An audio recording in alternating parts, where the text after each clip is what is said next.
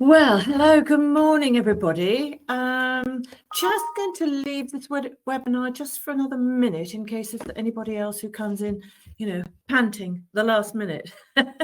So I'm just sort of having a look around and making sure everybody's here who wants to be here.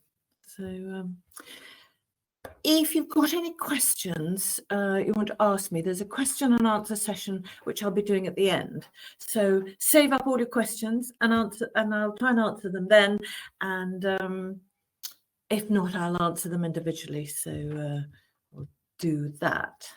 So right, there's just somebody else has just come in. So that's good. Okay, well, I think 10:31. I think that'll do. Give everybody a minute. So hello, welcome to our webinar on the importance of accuracy in measuring the water quality of your freshwater or koi pond. My name is Kate Clark-Kennedy. I've worked for Hanna Instruments for about 7 years, and over that time I've worked in several different departments, but I've now landed, as they say in fish, so please excuse the pun, which is completely fine for me because my partner and I keep koi. Today I'm going to go through our recommended meters for keeping your tanks and ponds in optimum health through the testing best practice. By the way, we're not fish experts, but we are experts in the instruments that we sell. So please bear that in mind. Thank you. Our agenda for today's webinar is understanding the science, testing parameters, and that's going to include ammonia, nitrite, pH, oxygen, and chlorine.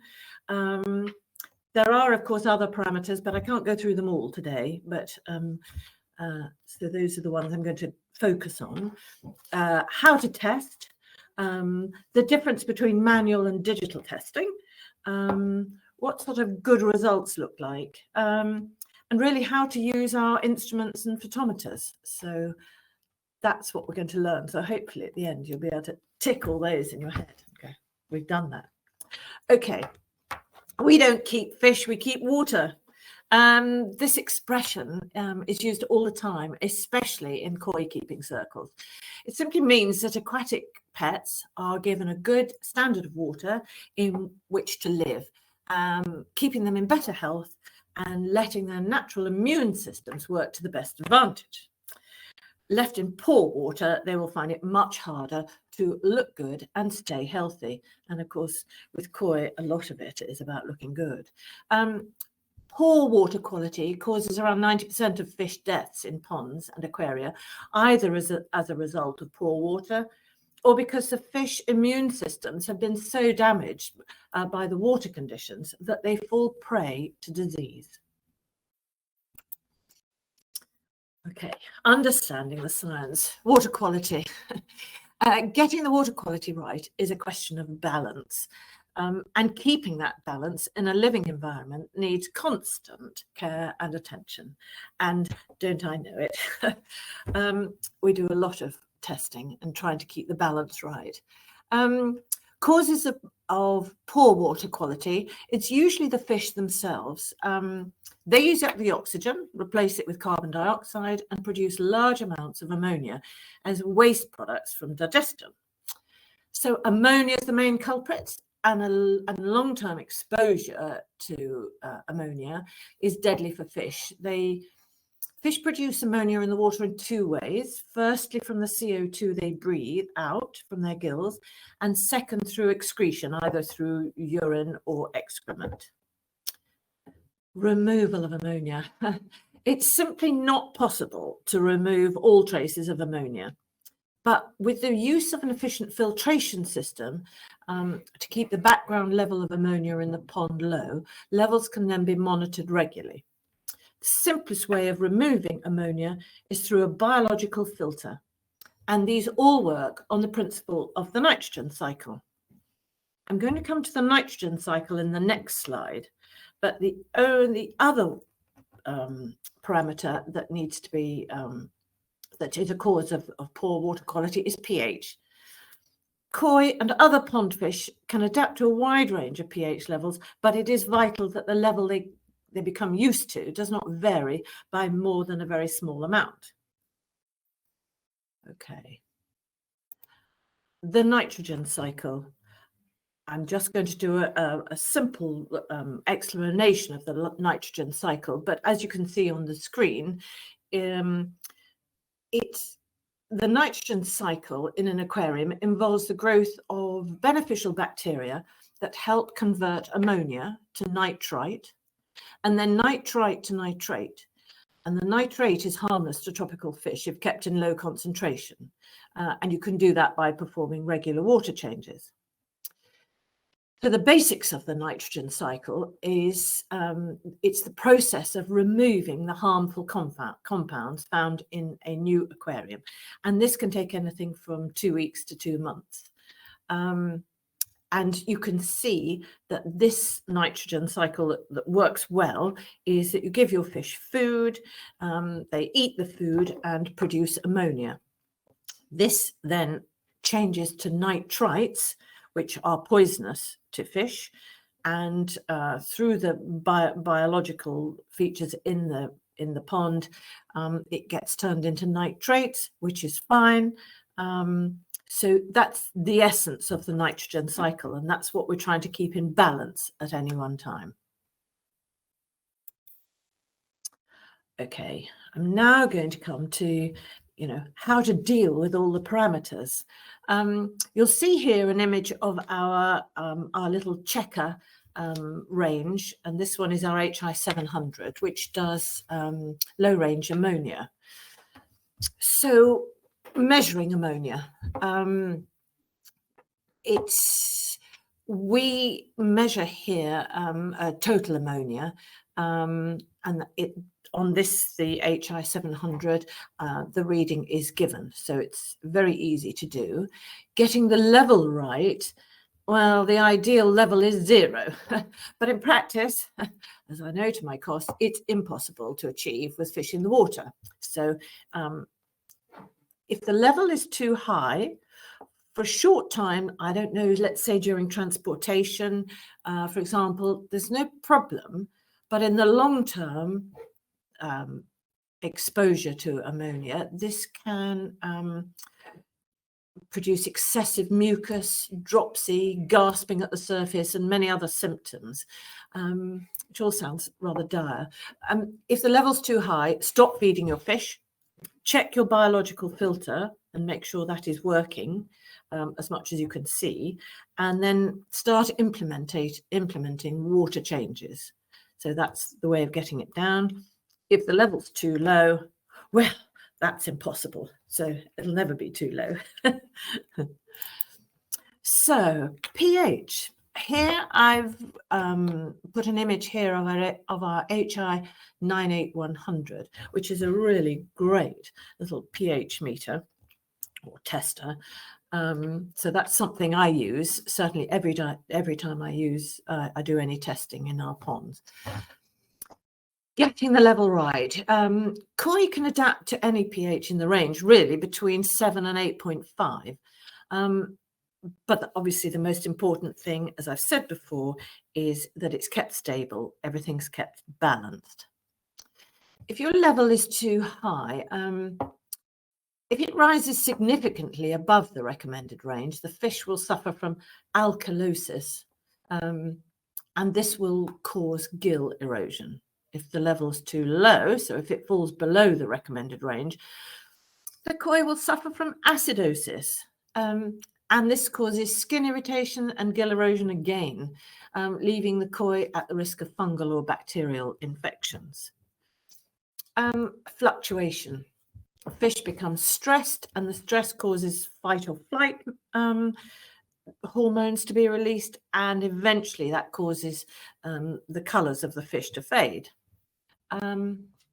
Corrections. Depending on the reading, you will need to increase or probably decrease the carbonate hardness, or to increase or decrease the pH. Oxygen. Gosh, two instruments here on the screen, both really useful for measuring and detecting the dissolved oxygen. The HI 98198 is what I call an all singing, all dancing digital dissolved oxygen meter, and the HI 9147 is just as, it's great. And it has a galvanic probe, and it's a really good piece of kit. So two options here. Okay, how to test. For koi, the minimum level for healthy fish is 6 milligrams per litre, although the recommendation is to maintain levels at 7 milligrams per litre.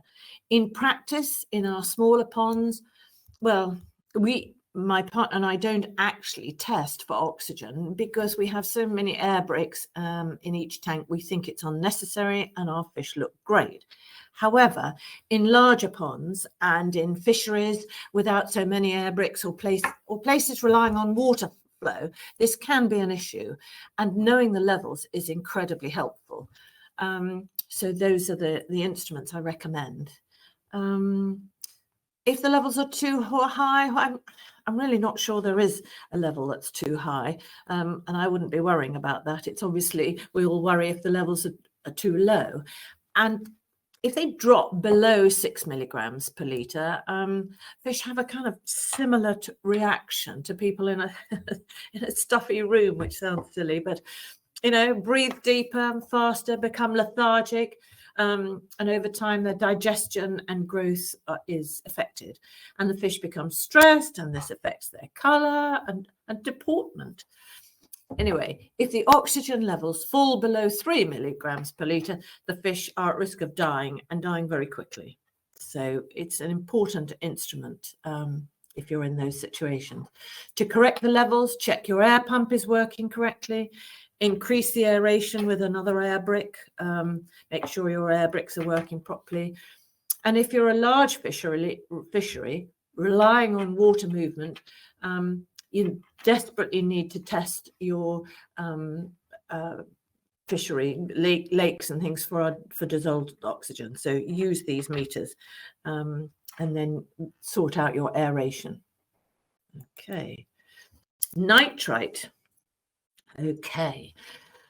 The ideal value of nitrite is 0, and in practice, this is difficult to achieve and maintain. Gosh, don't I know that? Recently, I've had a real problem with nitrite, so I speak from experience. So as near 0 as possible is what we're trying to get to. The reasons for high nitrate could be that your biofilter is not working properly. So we had a bit of that. It was quite a new pond, so we had that. The fish are eating too much, so are producing lots of ammonia, which your biofilter can't cope with.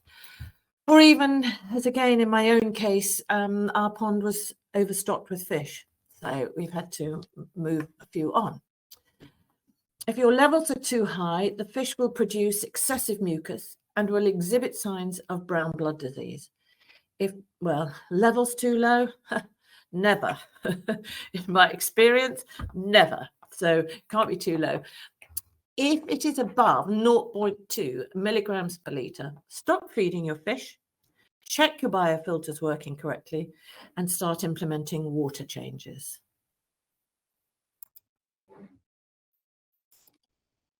Right. Okay. I've talked a bit about water changes and about the parameters that occur naturally in the pond.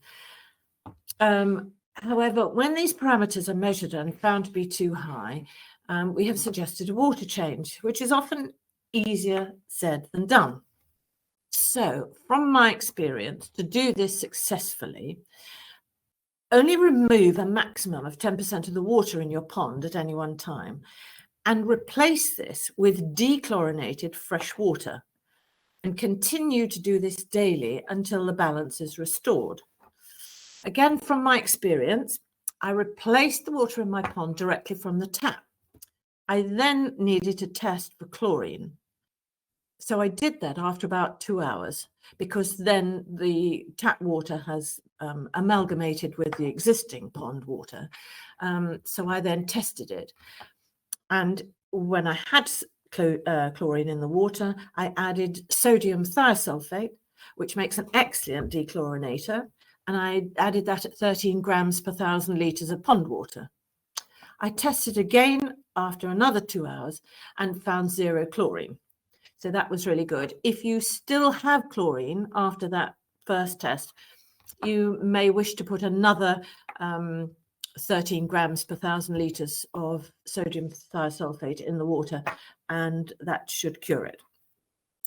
Interestingly, recently when I did this and I tested for chlorine in our tap water, on the Friday it was completely 0, but on the Saturday it was really quite high. So it does change. That's quite normal for water utility companies to do that and to change it. So just make sure you always test for chlorine when you're doing your water changes, and you should be fine. Actually, just going back, by the way, I've put here an image of our total chlorine tester, our HI 711. That's been fantastic. And I use these all the time in my pond. Okay, how to test. Firstly, your sample should be representative of the water in your pond. So things to avoid, near your return inlets, don't bother to take the water from there, or near your waterfalls or an air stone, or in shallow areas of the pond if you've got shelves in your pond, sloping sides of varying depths, and also the water that's near the surface. So good practice is I keep a sort of small clean plastic bottle, or in fact I keep a jug near the pond for ease of use. I collect enough water for several tests. I take the sample from just below the surface, and actually what I do is take the jug and I turn it upside down. Then I push it down into the water by at least a foot or 30 centimeters for your metric, and then turn it the right way up, and then it fills with water that comes from at least a foot down. Okay, and then bring it up to the surface, and there's your sample water. When to test? Gosh, it varies a bit according to location and local conditions. Can actually dramatically affect the parameters at the pond. Morning or evening will affect the pH after heavy rainfall, and actually for that in the UK this tends to be slightly acid, and can wash airborne pollution into the pond, which will affect acidity. So just be aware of those things and realize that it might slightly affect the results you're getting. How often to test?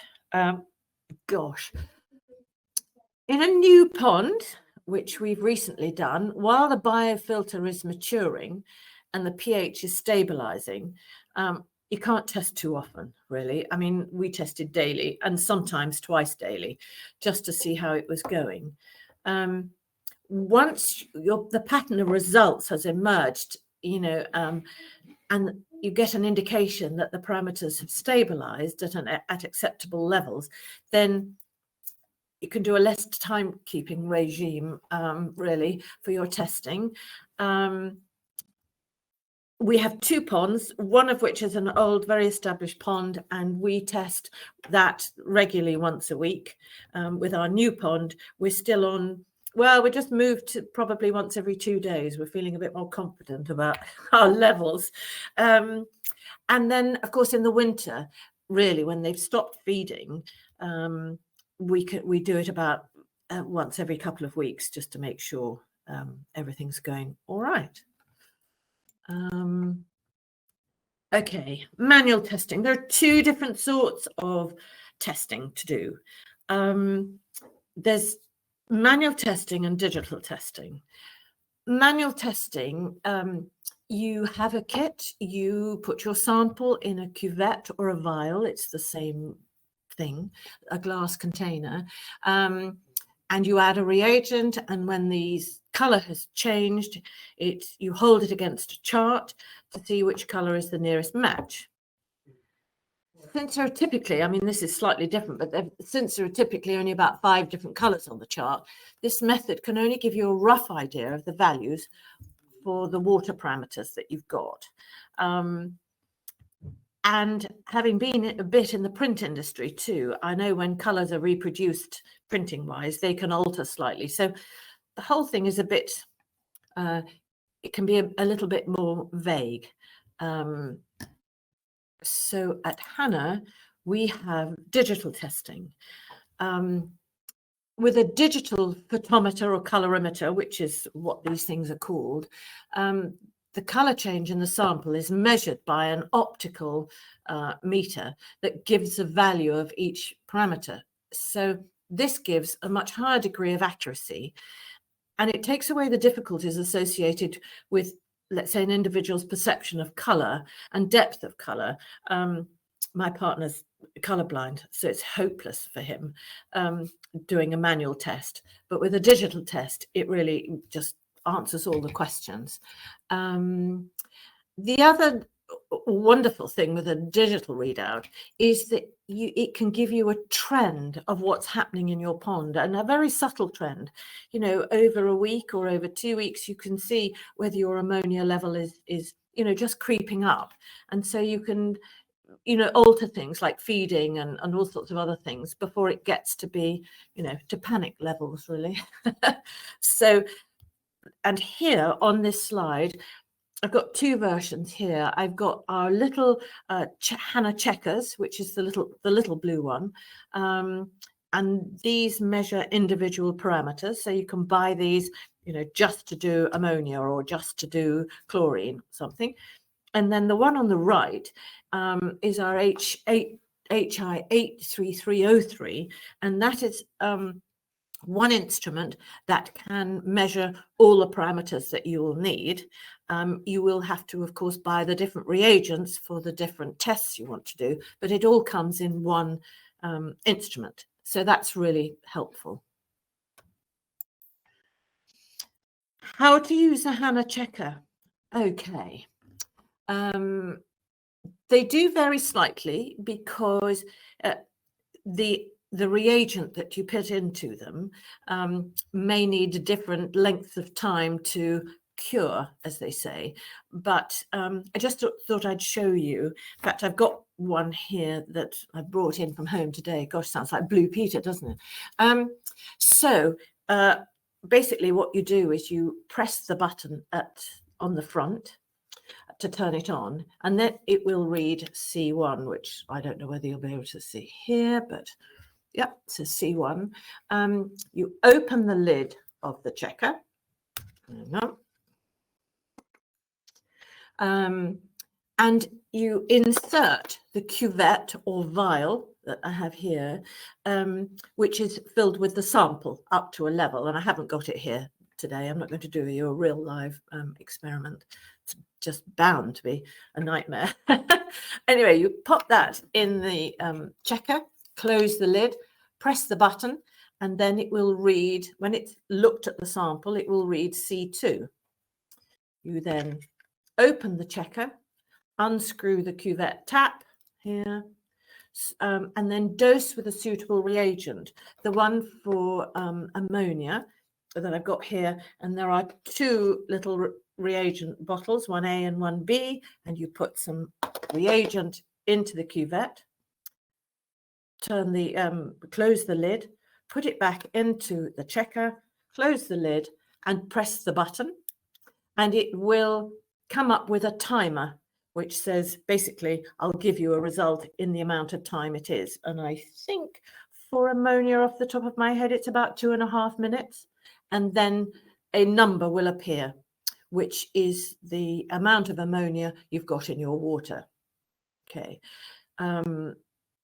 It's just really simple. It's fantastic. So, you know, that's how I measure in my pond, and that's how the checkers work. The larger photometer, the one I showed you, the 83303, very similar indeed. And it's just, you can measure it all in 1 meter. A good result. Gosh, here's an overview of good results, or not, I suppose, actually. It's an overview of, you know, if you've got it wrong or if it's going wrong, and what to do.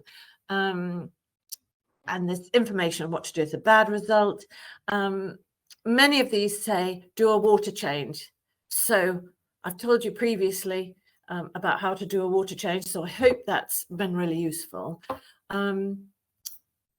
So if you want a copy of this slide, I'm really happy to send you a copy, and I can email you a copy, but you may find it somewhere else as well. So, okay, hope that's helpful.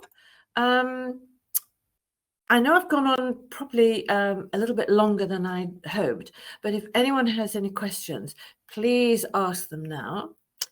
Or if you would rather do it via email, this may be where you need the pen and paper to write down my details.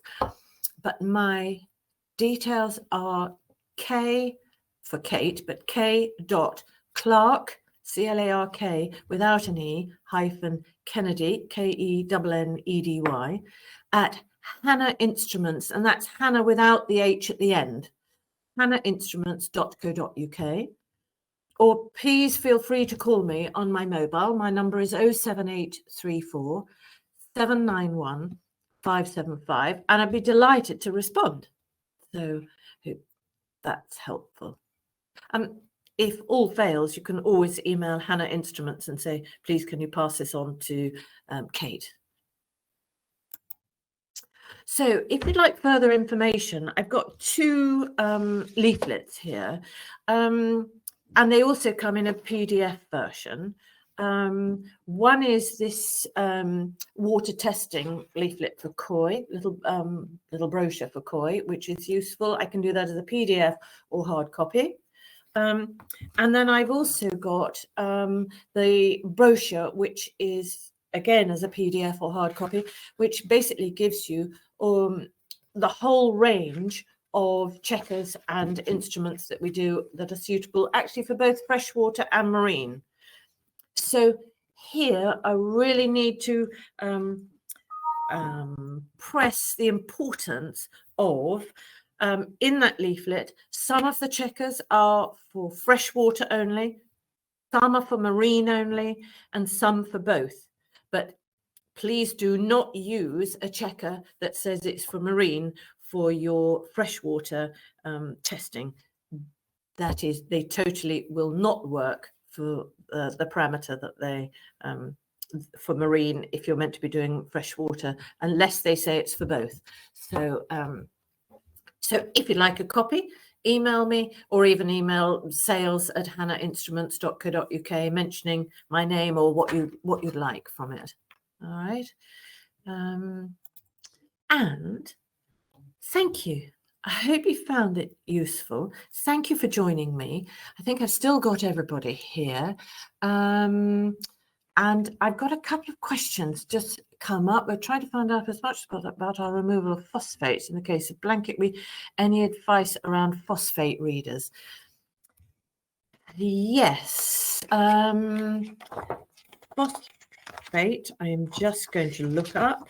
So phosphate in freshwater, I've got 2 phosphate ones. One is our HI713, which is low range, 0 to 2.5 parts per million. And then I've got an ultra low range, 0 to 0.90 parts per million. So I suspect the low range might be the one to go with first, because you don't know what, unless you know already, I don't know what range, what amount of phosphate you've got in there. So that would test it.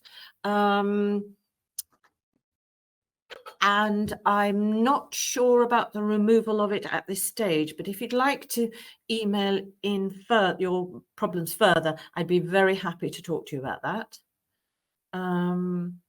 So please do. That's great. And I think that's Andrew. So if Andrew would like to do that, it'd be brilliant. And then if there's only one instrument from Hanna that I could buy, it would have to be the 83303. That's the big one here, because it would do all the ranges. Okay. And just here's a range, and there's one extra thing in here, which is actually our salinity tester, which is great. So if any of you put any salt water in koi, because sometimes you do in order to get rid of some bacteria and some issues with your fish, then it's quite useful to know how much salt there is left or in your pond, having put some in. So our salinity tester is really good. And off the top of my head, it's our 98319. So that's it from today. Thank you very much for joining me. And, oh, somebody says, where's the best place to buy Checkers? Either directly from us at Hanna or one of our large number of resellers. And would a photometer read phosphate levels? Yes, a photometer would read phosphate levels. Gosh, I think I've answered everything. Please email me if you need any more information. And thank you very much for listening. If you've got any more ideas for more webinars, then please let me know. Jolly good. Thanks very much for listening. Have a good day. Bye.